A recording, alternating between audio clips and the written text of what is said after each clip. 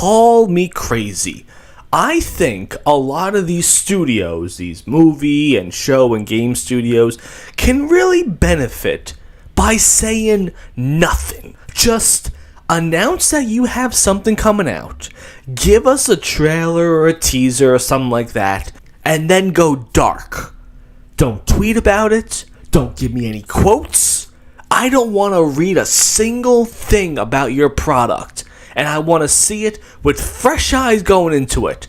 I bring that up because of the new Indiana Jones video game, where the studio outrightly tells you, don't buy my game. You're not going to like my game.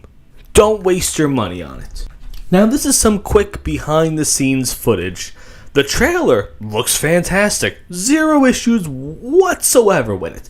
And then it gets to the people talking. Indiana Jones is such an iconic character, and he means so much to so many people. Great start. Acknowledge that he's a iconic character and everyone loves him. Fantastic job so far.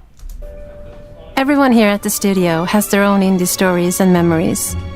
Most of us grew up with his adventures and have been fans of the movies and the character for years. Fantastic. I hear that. I'm like, you know what? These people get it. This is a dedicated group of people that grew up with this product, and they are not going to fuck it up. He's a brilliant archaeologist. He's a charismatic everyman. He's passionate and determined. Damn right he is. Compliment him. That's Indiana Jones, one of the most iconic characters of all time. And I think listening to this woman here, and I believe that this woman and this company has my interest as their top priority. And for us, he's synonymous with adventure. Now we have the opportunity And then this mother comes on the screen. to tell a new Indiana Jones story for a modern gaming audience. And there we go. Death blow. Poison pill. Fuck you, people. It's not for you. It's for them. Modern audiences. Which means, in layman's terms, bullshit, don't waste your money. Look at this. Yeah, this thing right here has my best interest in mind. This guy here, with his little pin in his shirts and his haircut, is gonna say, yes, Indiana Jones, the strong, powerful everyman, the man's man. Yeah, you don't think he's gonna be bested by some strong, independent, diverse female character? Fuck out of here. Save your money. You don't need to buy it. And better yet, you know what? This is even funnier. It's on the Game Pass day one. Moving on from that, though, we have Avatar: The Last Airbender, Netflix edition to that. Wow, Avatar: The Last Airbender. What an iconic TV show. Everyone in my age bracket knows what that show is. Everyone loved it. Pitch perfect show, chef's kiss, they did everything right. And you're telling me now they're gonna get a live action version of that? Ooh, how can they screw that up? This is per IGN. Netflix live action Avatar: The Last Airbender is a remix, not a cover. Oh, okay. So they're gonna let me see if I understand this correctly, okay? They're gonna take something that is already perfect and they're gonna put their own modern twist on it. Okay, well, you know, how badly could they screw that up? I mean, it's a blueprint of perfection. What can you guys possibly do to screw that one up? This is per Screen Thrill. Netflix Avatar actor claims series took out how sexist Sokka was in the original show. Okay. You really don't want me to watch your show. Now, for those of you that don't know what exactly this means, this is a major character development point in this character's arc. He came from a water nation where the men were the fighters and the women were the healers. So everywhere they went, he always kind of looked down on the female fighters because all he's ever known was that the men were the fighters and the women were the healers and the gatherers and shit like that. So, over time, through many, many, many different side quests, he came to learn that, hey, women they're not just the gatherers, the mothers, the bearers of children, but they could be warriors too. And then therefore he learned that, wow, we can fight side by side with women. Major character arc, but you know what? Netflix, they know best, okay?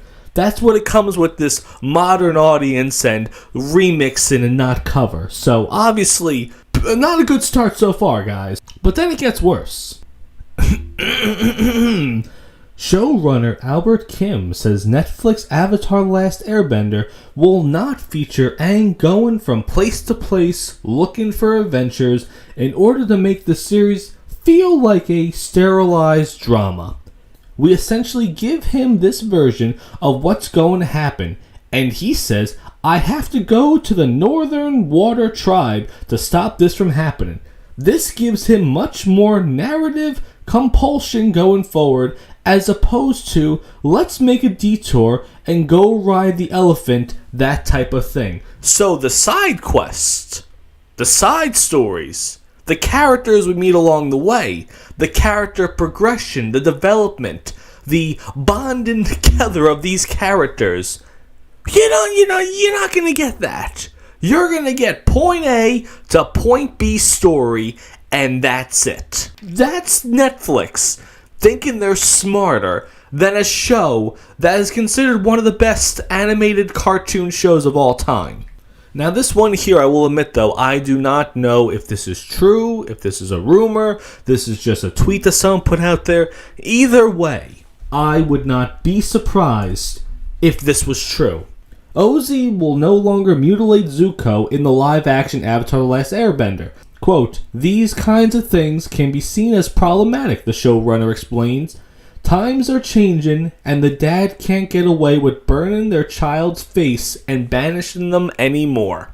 So you're telling me you're going to remove how he got the burn on his face, which was, again, a major plot point to the character. I have no idea if that is true or not, though. More importantly, if I'm not mistaken, wasn't the character Ozzy not really featured in the beginning of the show? Wasn't he this omnipotent force that we did not get to see until later on in the show, where he was just talked about and didn't we see him in shadows and that to make him more of a menacing force? But no, this one here though, you get the character in season 1. We get to see him in action probably too. So, again, if this is true, I'm not saying this, unconfirmed report, that's just, again, Netflix trying to rush something. And I wouldn't be surprised if they did rush it, because there is no guarantee of a season 2 with Netflix. You know, look how many shows come out that there seems to be a great season 1 and we don't get a season 2. They just decide, okay, we're going to cancel it because it wasn't as big as they expected it to be, or it cost too much money. So, maybe they did rush the show, though. Maybe they did say, okay, we're just going to throw all of our eggs in season 1 basket and just hope that people like it. And hopes that Netflix greenlights it for a second season. That's honestly my theory with the TV show Cyberpunk on Netflix as well, though. I believe that show could have been about maybe 3 or 4 seasons. But they crammed everything into one season and had a massive time jump that could have easily been a season and a half. But I don't think they expected the show to be A, as big, and B, get a second season. So they said, you know what, go all in. Let's just make sure we tell the story in its entirety, make one fantastic great season versus 3 seasons that may not happen. But that's just my theory of it, though. But back to what I was saying, my original point, these studios need to shut up. These studios need to just stop talking. because the more you guys speak, the less I want to consume your product and pay money for it. And now we live in a time where I can know if a product's going to be good or bad, not just from the trailer, just from the quotes that come out. It's almost like they can't help themselves. Like this guy, he says like, oh my god, I cannot wait to say modern audiences. I cannot wait to be there in my Pride shirt, in my Pride pin, with my Pride haircut, and tell the world that this video game is for you. Can you imagine that? I don't recall that before. Like, I can't, I'm trying to remember, when did they stop telling us everything? When did they stop just spilling the beans on their own product? It's very easy. Just say nothing. Give me a great trailer, give me great casting, and then that's it though. So imagine for a second, okay, we didn't get all the things I just read about Avatar, okay? The show will come up. Obviously, people are going to know what happens, though. So, day one, it's going to go out, though. The truth's going to come out very quickly, okay? But they're still going to get that massive audience number in the beginning because they're going to con everyone. So they're going to get a huge number day one. They're going to get a lot of people finishing that series. And then they're going to start talking about it online. And then in a couple days, the viewership will obviously start to drop. But in the beginning, you're going to get a massive pop in viewership. But now, no. The people that I talk to online about this, that like the show Avatar, like, no, I'm not going to watch this. Why would you? Why would we want to, again, sit down and watch something that we loved growing up just to be bastardized? Just to be torn apart for modern audiences because they didn't want to talk about certain topics and stuff like that. Just, they don't know what they're doing over there. And their hubris is way too high at this point. And they think that they can just control us with everything. And they think if they put something out there, they name it something that used to be something iconic that we all grew up with and loved, that we're just going to blindly consume. That's my honest opinion of it, though. I think that all these studio and game companies and shows, they don't think we have options. They don't think we'll break out the old DVD player and go back to watching the originals before they got their hooks into it and turn it into dog shit. And they think if they just keep shoving this stuff down our throats and keep trying to push us in the right direction, that we're eventually going to bend and break and go along with whatever they say. And that's not going to happen. And the Indiana Jones game, if I'm not mistaken, it's made by Bethesda, okay? They just had a massive bomb with Starfield. That game is done. No one cares about it. You know why? Because day one, all that pronoun bullshit came out. And people like me did not play it or uninstalled it really quickly. And since it came on the Xbox One Game Pass, it cost me nothing.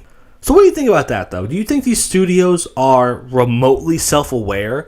Do they know saying certain words like modern audiences is just going to turn everyone off? Or do you think that they realistically still think that they have a chance trying to go down this pathway and we're all just going to shut up and consume blindly? What do you think about that, though? Are you excited for Avatar: The Last Airbender TV show? Are you excited for the Indiana Jones game? Let me know what you guys think about that. The samurai under the Japanese sky. The Japanese sky. From Africa he came with a spirit that won't die. That won't die. In the service of Nobunaga, he stood tall and brave. Tall and brave. Yasuke the samurai, a legacy engraved.